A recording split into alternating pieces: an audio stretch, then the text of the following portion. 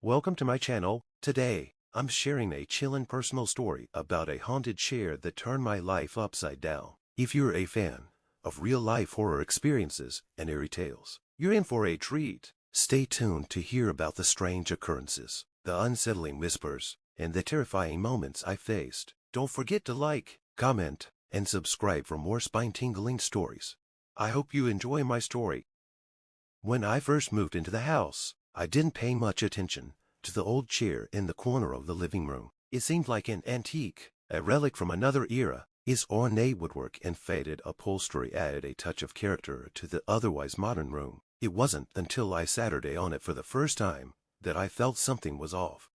The moment I lowered myself into the chair, a chill ran down my spine. It was as if the temperature around me had dropped several degrees. I shrugged it off as a draft from one of the windows, but the sensation persisted every time I Saturday in that chair. It was a heaviness, an unsettling feeling that I couldn't quite put into words. Days turned into weeks, and the chair continued to be a source of discomfort. One night, as I was reading a book, I glanced at the chair and noticed it had moved. Just a few inches, but enough to be noticeable. I chalked it up to my imagination, but a creeping sense of dread began to take hold. Then the whispers started. Late at night, as I lay in bed, I could hear faint murmurs coming from the living room. I strained my ears, trying to catch the words, but they were always just beyond comprehension. It was like someone or something was trying to communicate with me.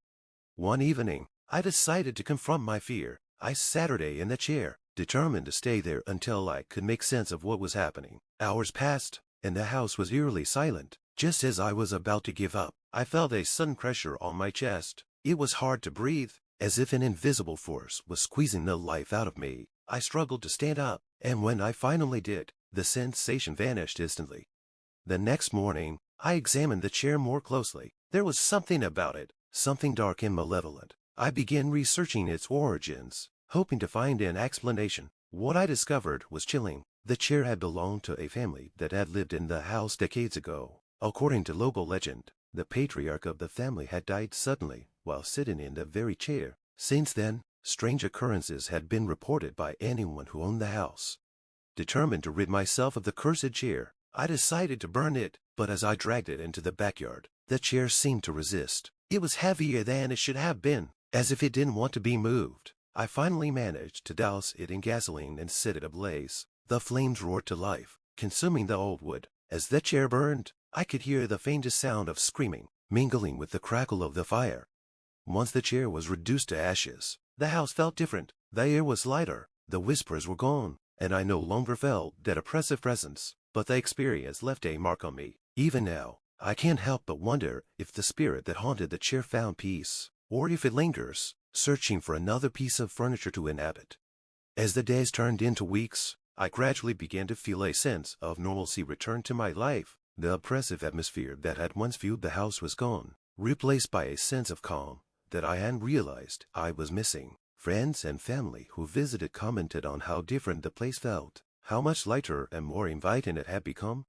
Despite this newfound peace, I couldn't shake the memories of what I had experienced. The sensation of being watched, the whispers in the dark, and the sheer terror of the night in the chair had left an indelible mark on my psyche. I found myself avoiding antique shops and estate sales, wary of bringing another cursed object into my home. One evening, a few months after I had burned the chair, I received an unexpected visitor. An elderly woman, her eyes filled with a mixture of sorrow and curiosity, stood at my doorstep. She introduced herself as Evelyn, the granddaughter of the house's previous owners. She had heard about the chair and wanted to know what had become of it. I invited her in, and we Saturday in the living room, where she told me the full story. The chair had indeed belonged to her grandfather, a stern and domineering man who had terrorized his family. He had spent his final years confined to the chair, refusing to leave it even as his health deteriorated. When he died, the family had tried to rid themselves of the chair, but it always seemed to find its way back to the house. Evelyn thanked me for destroying it, believing that her grandfather's spirit had been tied to the chair. Unable to move on, she hoped that by burning it, I had set him free. I couldn't say for sure if that was true, but I wanted to believe it. We talked late into the night, sharing stories of our experiences and finding solace in each other's company. After Evelyn left, I felt a sense of closure. The fear and uncertainty that had plagued me since I first encountered the chair began to fade. I realized that I had faced something truly horrifying and come out the other side stronger for it. Life returned to normal, and the house became a home once more. But every now and then, late at night when the house was silent, I would think about the chair and the spirit that had haunted it. I wondered where it had gone and if it had truly found peace.